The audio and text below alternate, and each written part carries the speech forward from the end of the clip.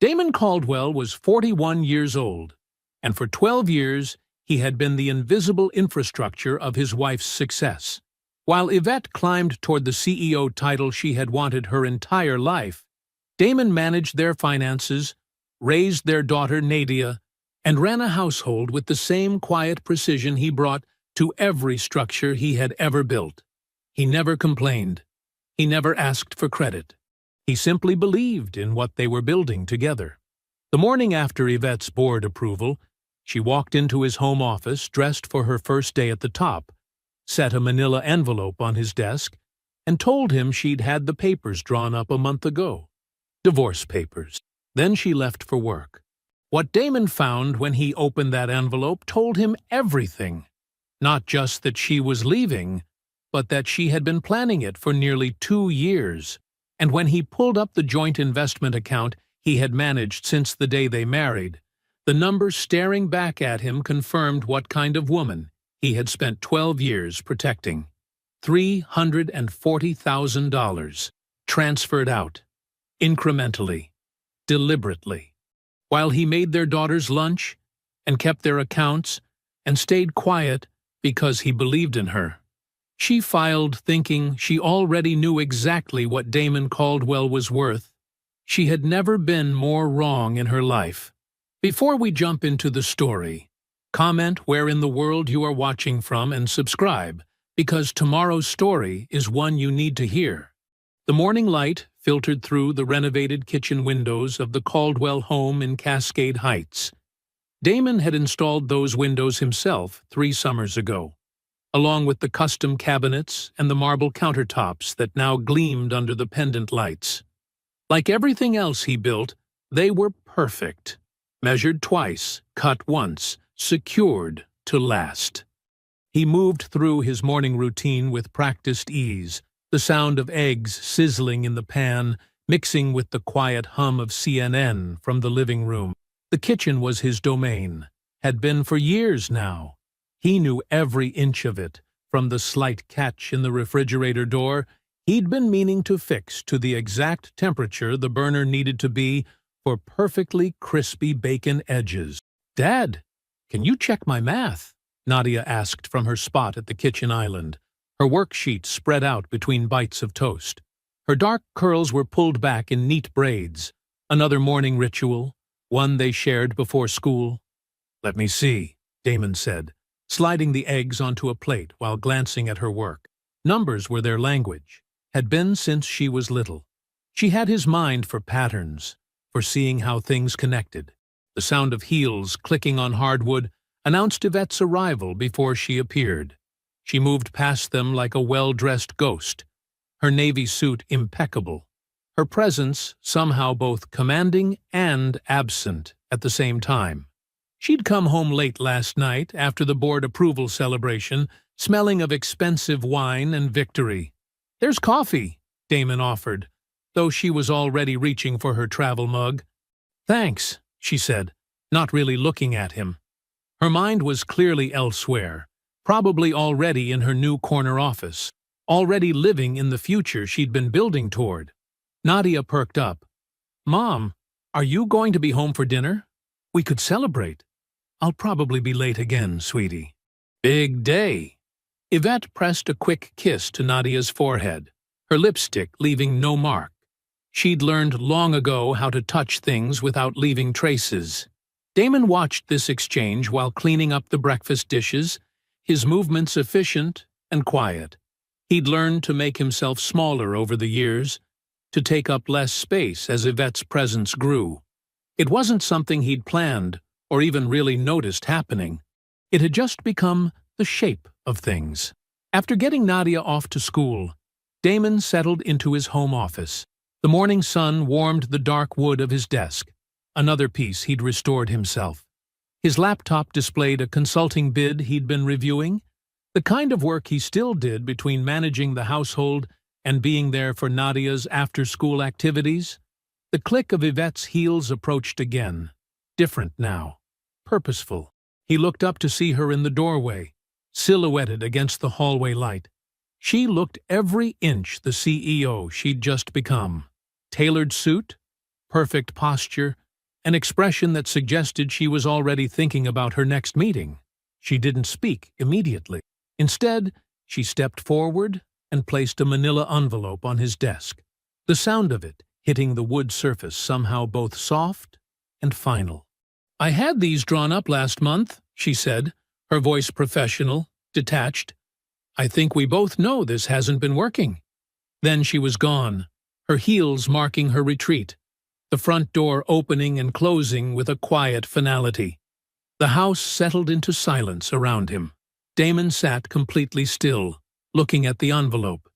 It was clean, crisp, unmarked except for a slight crease in one corner. He didn't reach for it, didn't open it. He knew what it contained.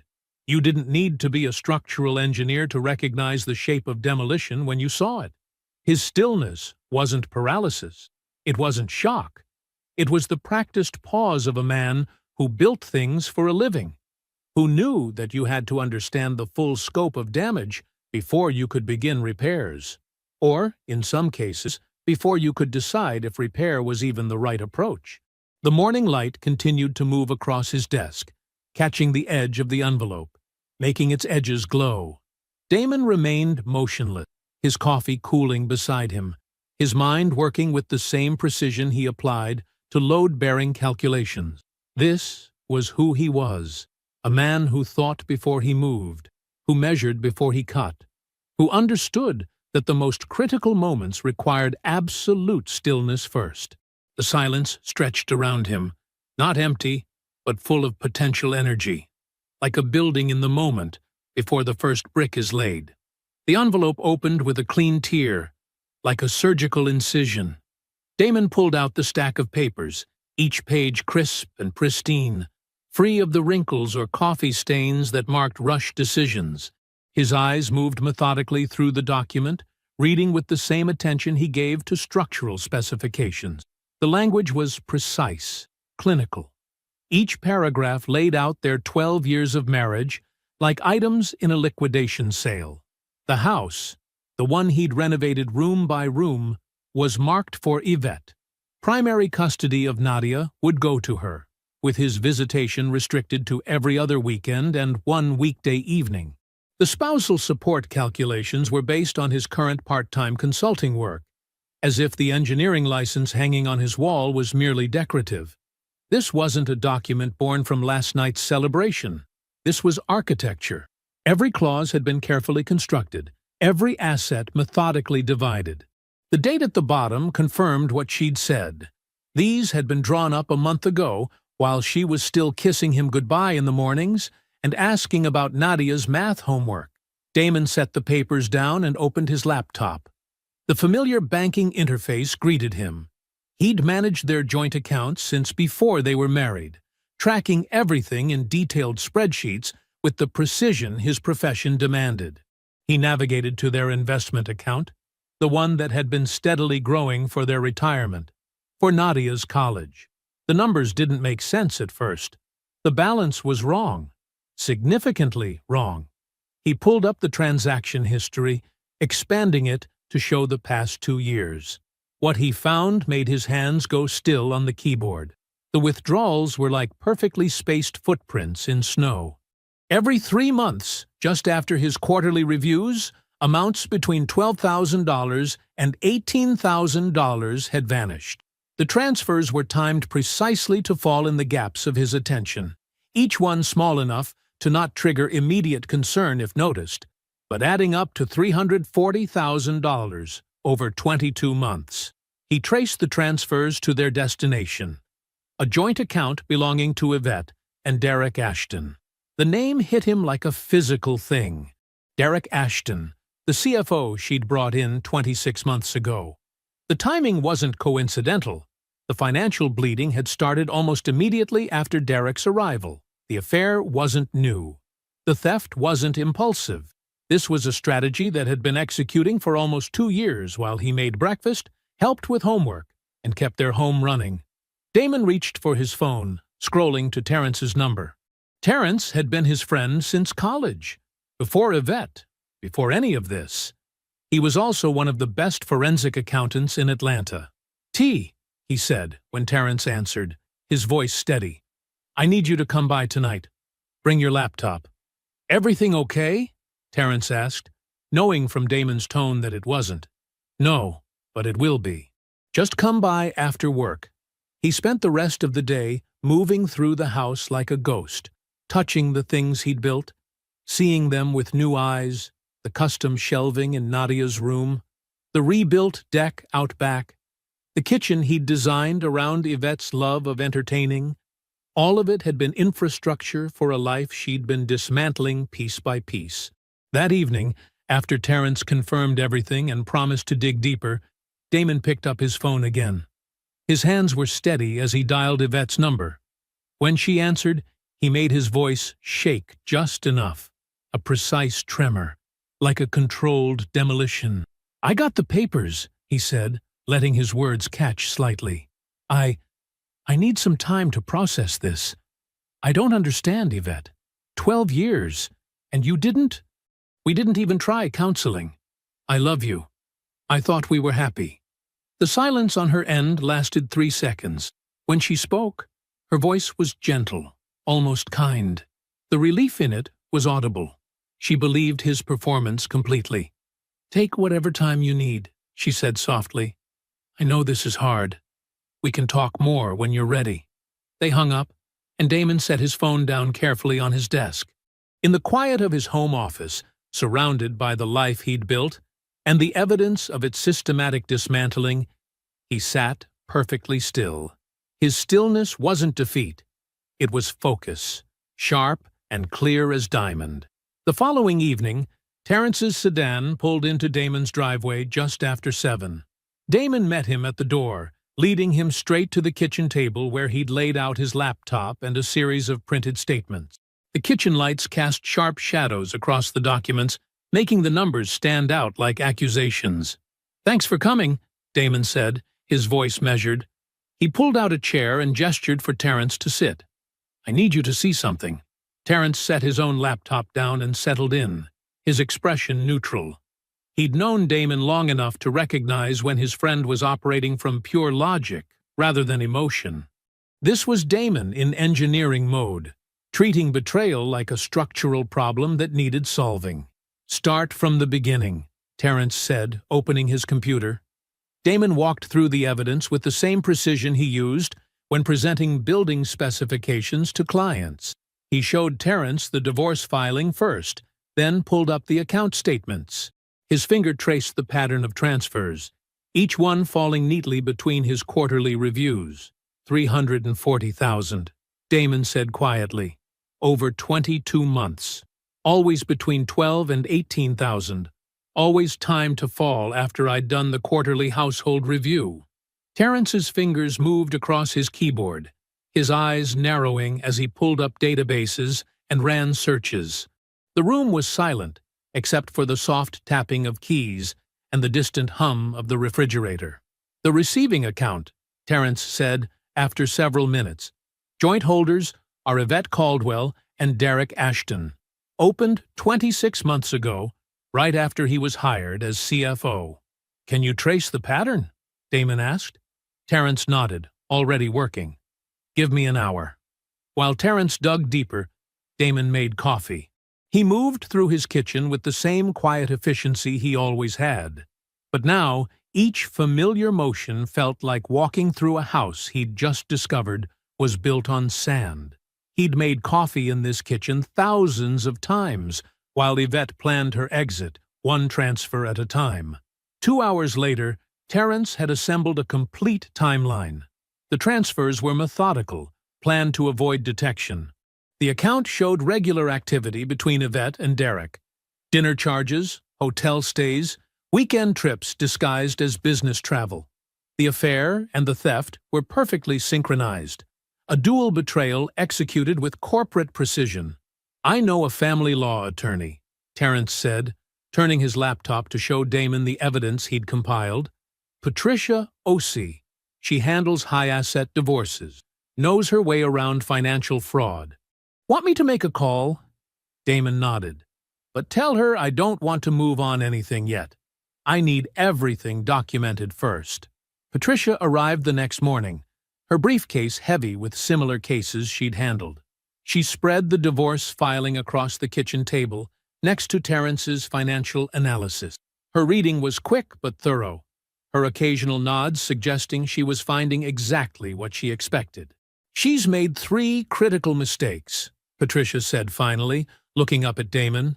"First, she's grossly underestimated your earning capacity. Your engineering license and consulting history alone make her spousal support calculations invalid. Second, she's assumed you have no independent assets or professional network. And third, she's committed documented financial fraud by transferring marital assets without disclosure." "What's your advice?" Damon asked. "Sign nothing. Respond to nothing." Patricia stacked the papers with precise movements. "Let her think you're overwhelmed, processing, moving slowly. Every day she believes you're paralyzed is another day we have to build our response." Damon absorbed this, then stood. "Give me a minute." He climbed the stairs to the second floor, his footsteps silent on carpet he'd installed himself. Nadia's door was slightly ajar, and he could hear her soft breathing in the darkness. He stood in the hallway, watching his daughter sleep, feeling the weight of what was coming settle around his shoulders. When he returned downstairs, his expression was set. He looked at Patricia and Terrence, still seated at his kitchen table with their laptops and legal pads. "She filed before she thought I'd look," he said quietly. "Let's make sure that stays her assumption." The morning sun filtered through the windows of Damon's home office, casting long shadows across his desk. With Nadia safely at school, he pulled open the bottom drawer of his filing cabinet and extracted a thick manila folder labeled Property and Investments. The folder was heavy with years of documentation, a habit ingrained from his engineering career where every calculation, every decision had to be traceable. He spread the contents across his desk methodically. Bank statements, tax records, consulting contracts, and property documents formed a paper timeline of their marriage. But there, buried in the middle of it all, was something Yvette had never bothered to ask about: the deed to a commercial property in West Atlanta. 6 years ago, his consulting practice had hit an unexpected surge. Major infrastructure projects had lined up perfectly, creating an 18-month window where his income had nearly tripled. He remembered mentioning it to Yvette over dinner one night, but she had been preoccupied with her own career developments, barely glancing up from her phone. The property had been a calculated risk at the time. The West Atlanta corridor was largely underdeveloped, with empty storefronts and ambitious city plans that hadn't materialized yet. But Damon had seen the potential. It was what he did for a living, after all, analyzing infrastructure and predicting growth patterns. He'd paid cash, $380,000, for a 2-story commercial building with good bones and better location. He lifted the most recent appraisal from the stack. The surrounding area had transformed exactly as he'd predicted. New restaurants had opened, boutique shops had moved in, and property values had soared. His building, now fully renovated and housing 2 successful businesses, was conservatively valued at $1.1 million. The rental income flowed steadily into a separate account, reinvested in property maintenance and improvements. Damon picked up his phone and called Patricia. "The commercial property," he said when she answered. "I need to confirm its status." He could hear papers shuffling on her end. "The deed is dated 13 months before your marriage," Patricia said. "You paid cash, no financing. No marital funds have ever been used for maintenance or improvements. The rental income covered all that. There's no marital debt attached." She paused. "Mr. Caldwell, this property is entirely yours." Damon absorbed this information, adding it to his mental calculations. While the file lay open before him, he opened his laptop and began reaching out to his professional network. A series of brief, carefully worded emails to former clients and colleagues, people whose projects he'd had to turn down when Yvette's schedule became more demanding. The responses came quickly. They remembered him. More importantly, they remembered his work. A major infrastructure firm had been trying to pull him in for months. Their latest project, a $2.3 million municipal contract, needed someone with exactly his expertise. His phone buzzed with another incoming email, then another. The network he'd built over decades of precise work and reliable delivery was still there, still solid. He'd scaled back his practice but never abandoned it entirely. Another detail Yvette had missed in her rush to dismiss him. Damon leaned back in his chair, surveying the paper landscape of his quiet competence spread across the desk. The property deed, the consulting contracts, the appraisals and rental agreements, years of careful documentation and strategic patience, all invisible to a woman who had stopped seeing him long ago.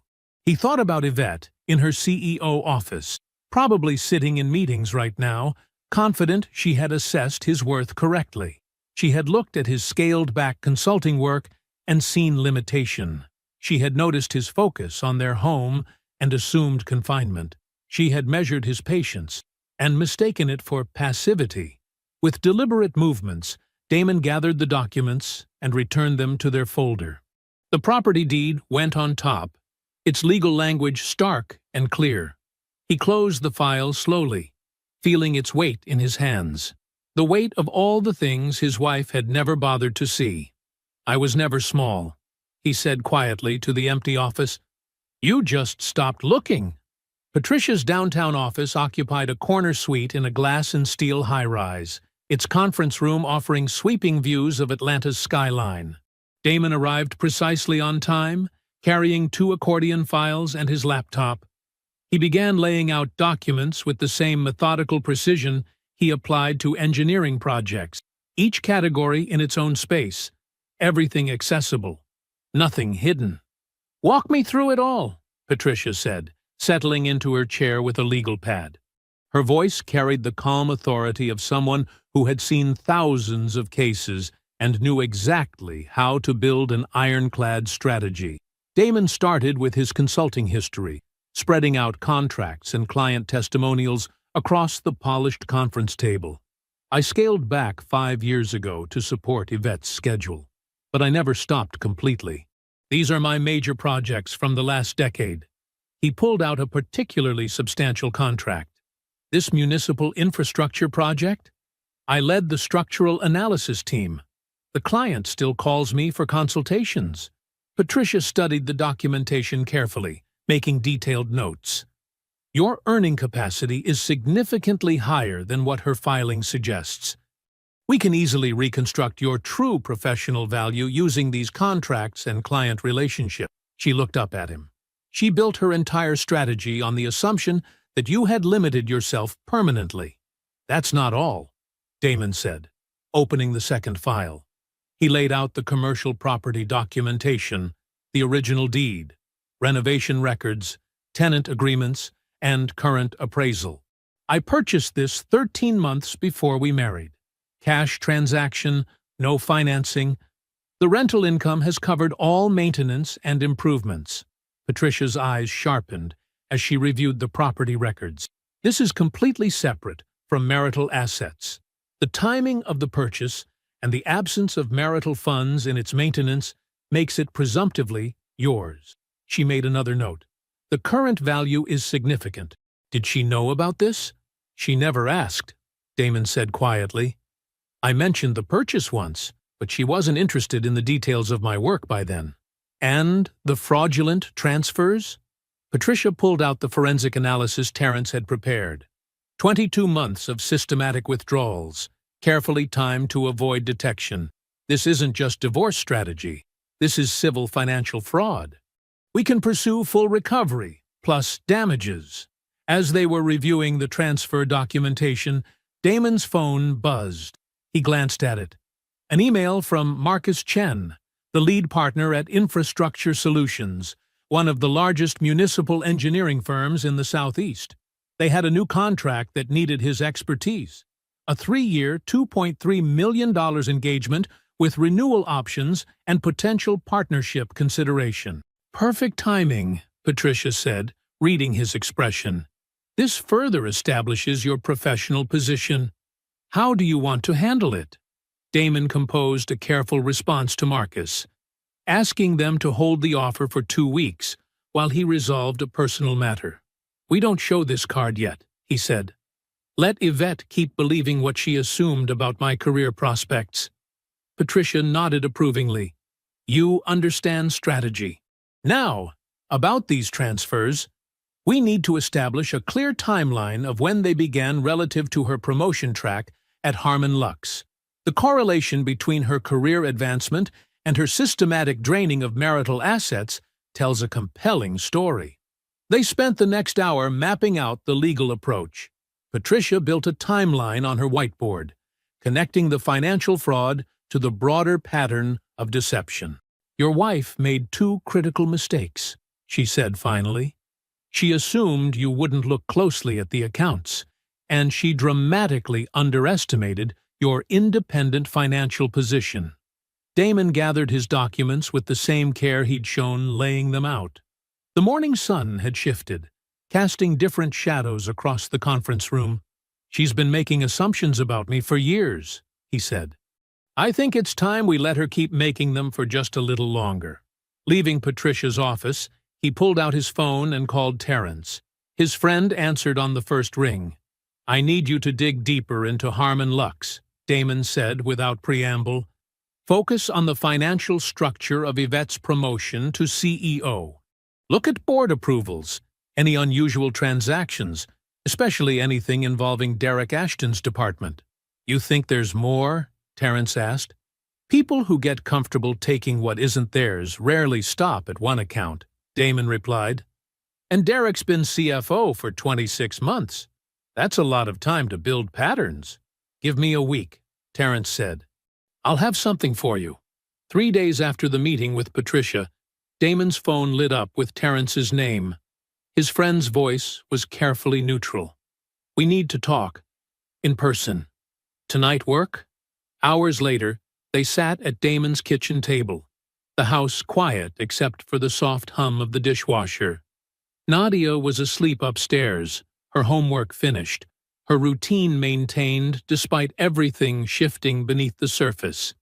Terrence spread documents across the table with precise movements, each paper positioned deliberately. This goes beyond the marital accounts, Terrence said, his voice low. Way beyond. Harmon Lux is in pre-IPO registration. They're positioning for a public offering within 18 months. He pulled out a series of financial records. But there's something wrong with their disclosure filing. Damon leaned forward, studying the documents. Years of reviewing structural analyses had taught him to spot patterns in complex data. Show me. When they structured Yvette's CEO appointment, there were a series of transactions through a vendor account. Terrence pointed to highlighted entries. The account is controlled by Derek's department. On paper, it looks like standard operational expenses. But when you trace the money, he laid out another document. It went to clear personal debts, Yvette's debts, Derek's debts, over $800,000 of company funds, redirected through fake vendor invoices.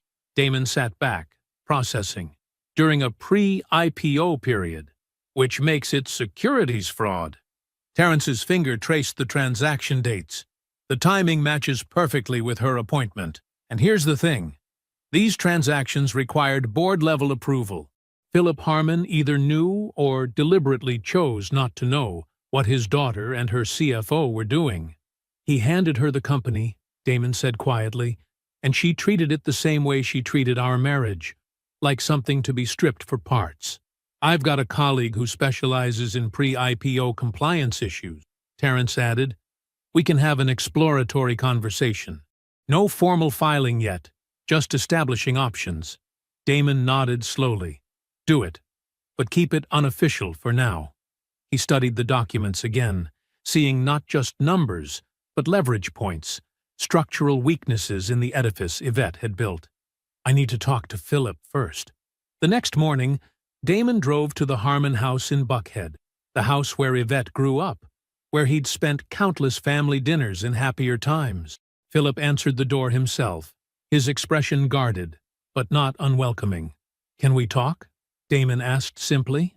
They sat in Philip's study, a room lined with books and achievements, the foundation of everything Yvette had inherited. Damon didn't pull out documents. He didn't make accusations. He simply looked at his father-in-law and asked, "Did you know she had this planned for a while, sir?" The silence stretched between them, heavy with unspoken understanding. Philip's face showed a flicker of shame before settling into resignation. He didn't answer, but his silence said everything. "Thank you for your time," Damon said, standing. He meant it sincerely. Philip's wordless confirmation was exactly what he needed. That evening, after Terence confirmed his colleague was willing to have an informal discussion about securities compliance issues, Damon sat alone in his home office. The house was quiet again, Nadia asleep upstairs, her world still intact despite the tremors building beneath it. He spread everything across his desk, the marital account records showing Yvette's systematic theft, the commercial property documentation she never knew about, the consulting contracts proving his true earning capacity, and now the Harmon Lux records revealing corporate fraud. Each piece was a card in his hand, and he held them all. The weight of this knowledge settled around him like familiar gravity. He had spent years building things to last. Buildings, investments, his daughter's sense of security. Now he would use that same patience to dismantle what needed to fall. He wouldn't play these cards randomly. He wouldn't play them in anger.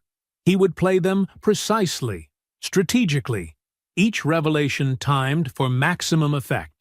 Yvette had spent years underestimating him, seeing only what she expected to see. She had no idea he'd been building this moment, without even knowing he needed to. 2 weeks had passed since Yvette handed Damon the divorce papers when his phone buzzed with a text from her. "We should discuss transitioning the household. Coffee tomorrow? Also, I've been looking at some rental listings that might work for you." Damon read the message twice, noting her careful choice of words. Not their household. The household. She was already rewriting the narrative, casting him as someone who needed her guidance to find an apartment. He replied with simple agreement, suggesting the quiet coffee shop near her office. The next morning, he arrived early, ordered 2 coffees, hers exactly as she liked it, with almond milk and a hint of vanilla, and chose a table by the window. When Yvette walked in, she carried herself with the particular confidence of someone who believed they controlled the situation completely. "I got your usual," Damon said, sliding her coffee across the table. She looked surprised, then pleased, exactly the reaction of someone who interpreted consideration as submission. "Thank you," she said, settling into her chair. "I appreciate how reasonable you're being about all this." Damon nodded, his expression open and attentive. "I've had some time to process. The main thing is making sure Nadia feels secure through the transition." Yvette relaxed visibly, her shoulders dropping slightly. "That's exactly what I wanted to discuss. I've been thinking about the custody schedule, and I know my hours are demanding right now with the new position." "We can work around your schedule," Damon said, his voice warm with practiced patience. "Maybe alternate weekends, and then evenings when you're free. Nadia understands you're busy." Something flickered across Yvette's face, a flash of guilt, quickly suppressed. For just a moment, she seemed to see him as he used to be, the supportive husband who made everything work, who kept their world turning while she climbed. But the moment passed, replaced by the cool efficiency she'd cultivated. "That could work," she said, pulling out her phone to make notes. "About the house, I really think renting would be best for you initially. There's a nice complex near Nadia's school. 2 bedrooms, covered parking." Damon made thoughtful sounds, asked relevant questions about lease terms, nodded at appropriate moments. He watched Yvette grow more animated as she outlined his smaller future, her relief at his apparent compliance evident in every gesture. After 45 minutes of productive planning, all of which would be irrelevant by next Friday, they wrapped up the meeting. Yvette touched his arm briefly as she stood to leave. "This means a lot, Damon, that we can handle this like adults." He smiled, the same smile he'd given her for years. "I just want what's best for everyone." As soon as Yvette left the coffee shop, she called Derek. Damon knew this because Terrence had quietly secured access to her call records days ago. The call lasted 4 minutes. Later that afternoon, Terrence forwarded him the surveillance transcript. "He's taking it better than I expected. I always told you, he doesn't really fight." That same day, Damon signed the infrastructure contract he'd been holding. $2.3 million over 3 years, with partnership potential. He filed the executed agreement in his office at home, alongside the commercial property documents, and everything else Yvette had never bothered to notice. Patricia called to confirm the formal disclosure meeting was set for Friday at 10 a.m. in the Peachtree Street offices of her firm. "Everything's prepared," she said. "The forensic accounting report, the property documentation, the earning capacity analysis, and the Harmon Lux materials?" "Ready," Damon confirmed. "How long do you think it will take?" "Once we start presenting, maybe 30 minutes before her attorney asks for a recess. They won't get one." Damon looked out his home office window at the yard he'd landscaped himself, the flower beds he'd planted with Nadia last spring. 30 minutes, he repeated softly. 12 years undone in 30 minutes. "Not undone," Patricia corrected. "Accurately seen. For the first time." After hanging up, Damon sat at his desk, surrounded by the evidence of everything he'd built, while Yvette assumed he was standing still. The meeting was set. The strategy was in place. Years of documentation and quiet competence were about to become a precision weapon. He wasn't nervous. He was ready. Friday morning arrived crisp and clear. Damon adjusted his tie in the elevator mirror as it climbed to the 24th floor of the Peachtree Street law office. Patricia stood beside him, wheeling a leather briefcase containing 3 carefully organized folders. Neither spoke. The preparation was complete. Now it was simply time to execute. The conference room commanded a view of downtown Atlanta through floor-to-ceiling windows. Damon helped Patricia arrange the documents in precise stacks on the polished mahogany table. Financial records to her left, property documentation directly in front of her, and the Harmon Lux materials to her right. Each page was tagged with colored markers, every exhibit numbered and indexed. "Water?" Patricia asked, gesturing to the crystal pitcher on the credenza. "I'm good," Damon replied, taking his seat. He adjusted his cuffs, a habit from years of client presentations. The room felt familiar. He'd sat in hundreds of conference rooms like this one, reviewing structural plans and contract terms. The only difference was that today, he was the architecture. At exactly 10 a.m., Yvette arrived with her attorney, Harrison Wells, from one of Atlanta's most prestigious firms. Yvette wore a cream-colored blazer that probably cost more than most people's monthly mortgage. She carried herself with the particular confidence of someone who believed they were about to efficiently conclude an unpleasant task. "Good morning," Wells said, setting his briefcase on the table. "Shall we begin with a review of the marital assets?" "Of course," Patricia replied, her tone professionally neutral. "I have prepared a complete disclosure package." She slid the first folder across the table. Wells opened it, and Damon watched the subtle shift in his expression as he began reading. The attorney's eyebrows lifted slightly at the earning capacity analysis, documentation of Damon's consulting history, client testimonials, and the network of professional relationships he'd maintained even while scaling back. Yvette leaned forward, frowning. This wasn't the modest asset schedule she'd expected. Patricia continued methodically, sliding the commercial property documentation across next. "This is the deed and current market valuation for Mr. Caldwell's commercial property in West Atlanta, purchased outright before the marriage. Current value, $1.1 million with established tenant income." Yvette's head snapped up. "What property?" "The one you never asked about," Damon said quietly. It was the first time he'd spoken. Patricia proceeded without pause, presenting the executed infrastructure contract. Mr. Caldwell's new consulting engagement, $2.3 million over 3 years, with partnership options. Wells was already reaching for his legal pad, but Patricia wasn't finished.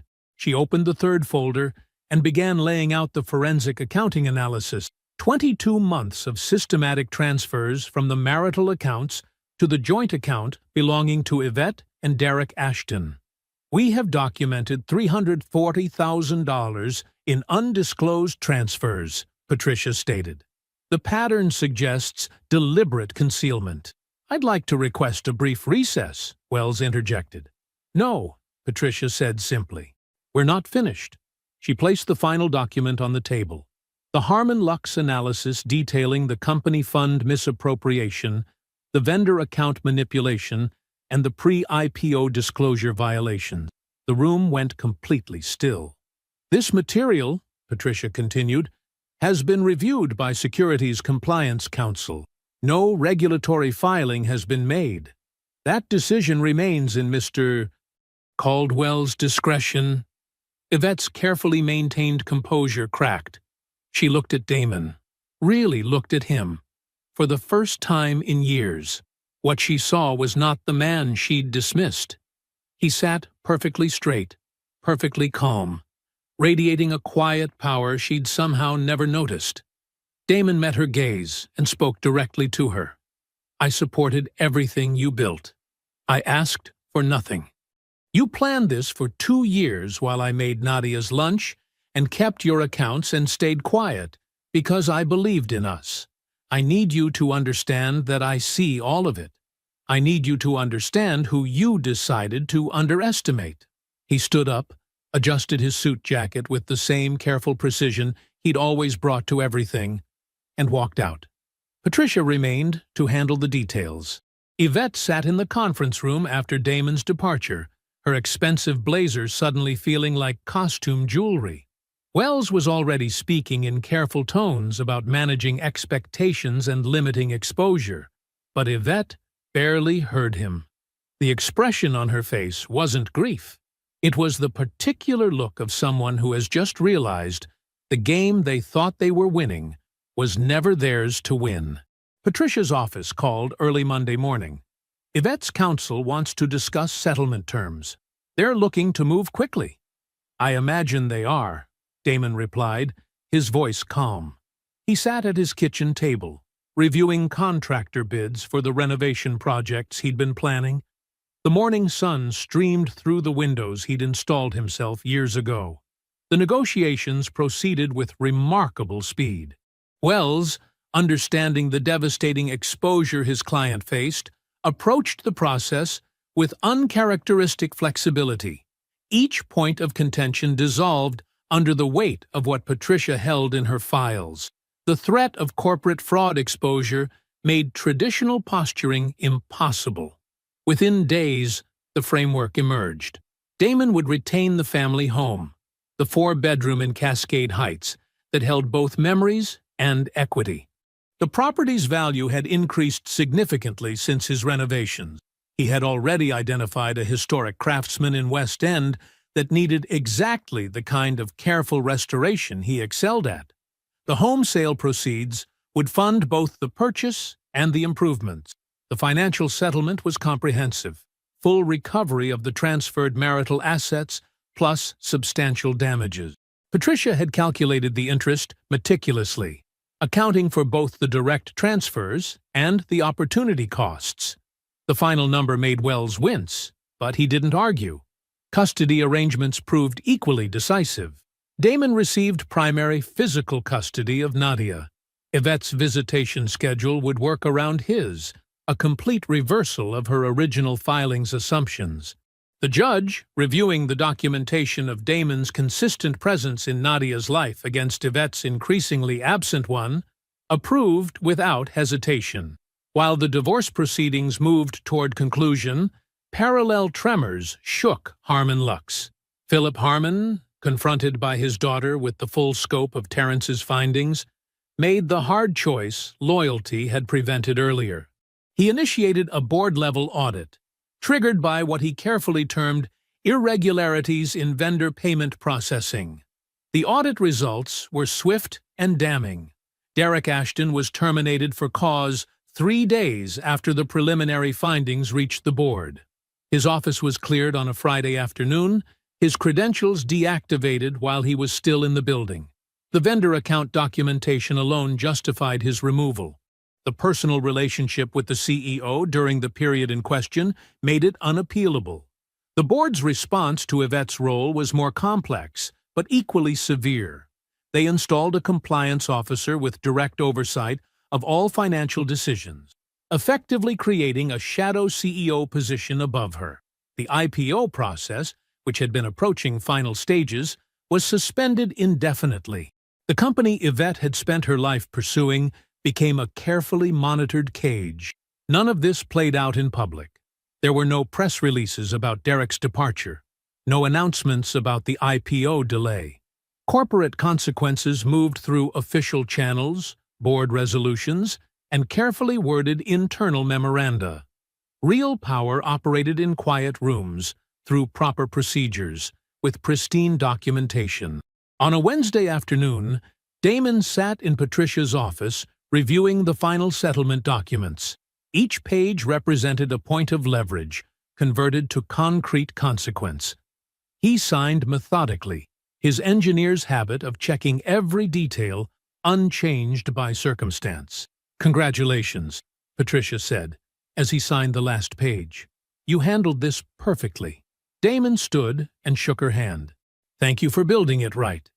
He left her office and drove to Nadia's school, arriving just as the dismissal bell rang. She bounded down the steps, her backpack bouncing, and slid into the passenger seat with the particular energy of 10-year-olds everywhere. "Is everything okay, Dad?" she asked, studying his face with the perceptiveness children often surprise adults with. Damon thought about the settlement documents in his briefcase, about the house he would build for them, about the quiet satisfaction of consequences properly constructed. He smiled at his daughter, the real smile, the one that reached his eyes. Everything is exactly where it's supposed to be. The West End craftsman stood transformed after 18 months of careful restoration. Damon had rebuilt it piece by piece, evening by evening, weekend by weekend. The original hardwood floors now gleamed with a warm patina, each board hand-sanded and refinished. The wraparound porch, once sagging, now invited long conversations in deep wicker chairs. Every detail spoke of patience and precision, from the period-accurate crown molding to the custom built-ins he'd designed for Nadia's growing book collection. In the kitchen, the heart of their new life, Nadia sat at the oversized island he'd built specifically for her homework sessions. She had her father's focus, the ability to sit still with a problem until it yielded its secrets. Her math notebook showed careful columns of work, each step documented with the methodical clarity he'd taught her. Some habits, it seemed, ran in families. "Need any help?" he asked, measuring coffee beans into the grinder. She shook her head, eraser tapping thoughtfully against her chin. "I think I see where I went wrong. Give me a minute." The kitchen filled with morning light through windows he'd expanded himself, illuminating the space they'd made their own. Photos lined the walls, Nadia's school portraits, candid shots of Sunday dinners with Claudette, moments caught between tasks and transitions. Life, documented with an engineer's eye for detail and a father's instinct for what mattered. The consulting firm had grown beyond his initial projections. The municipal infrastructure contract that had seemed ambitious 18 months ago now formed the foundation of a broader practice. He'd brought in Marcus Chen as partner, a structural engineer whose reputation for innovative urban design complemented Damon's expertise in systems integration. Their client list expanded steadily, each project building on the last. The original $2.3 million contract had renewed with additional scope. The ownership stake negotiations proceeded with the measured pace of decisions meant to last. His net worth, conservatively calculated, now stood at 5 times what Yvette's divorce filing had assumed. The commercial property in the developed corridor continued appreciating, its tenants stable and its revenue steady. Sunday dinners had become a tradition that anchored their weeks. Claudette brought her famous mac and cheese and sharp observations about life, delivered with the particular wisdom of retired teachers. She and Nadia worked puzzles after dinner, while Damon cleaned up, their conversation flowing easily between generations. When playoff season rolled around, Terrence claimed his spot on the sectional Damon had carefully selected for optimal viewing angles. They watched games with the comfortable silence of old friends, breaking it only for strategic analysis or to debate controversial calls. Nadia joined them sometimes, more interested in the statistics than the sport itself, another inheritance from her father. The yard remained a work in progress, exactly as he liked it. He'd terraced the back slope to create level gardens, installing irrigation systems with the same attention he gave to city-scale water management. Each weekend brought new projects, a stone path here, a raised bed there, the slow transformation of space into place. He wasn't bitter. That surprised some people who knew the story. But bitterness required sustained attention to past injuries. Damon had moved forward with the same deliberate focus he brought to everything else. He was building something new, not maintaining grievances. The fall evening settled around him as he sat on the back porch, coffee steam rising in the cooling air. The Adirondack chair, another weekend project built from carefully selected cedar, held the comfort of things made by hand. From here, he could see the garden beds he'd prepared for spring planting, the workshop where he stored tools in perfect order, the tire swing he'd hung for Nadia from the old oak tree. His phone buzzed against the arm of the chair. Months ago, he'd set up a business news alert with her name. Not from obsession, but from the same practical instinct that made him document everything. He picked up the phone, read the headline once. Harmon Luck's CEO steps down amid ongoing board review. The words held no power. They were simply information, like weather reports or traffic updates. He set the phone face down on the chair's arm, lifted his coffee, and looked out at the yard he was still shaping. The evening light caught the dew on the grass he'd sodded himself, each careful row still holding true to the lines he'd laid. He felt nothing except, quietly, free. I hope you enjoyed that one. Be sure to like the video and subscribe so you don't miss the next story. I've picked out 2 more for you that I think you'll really like.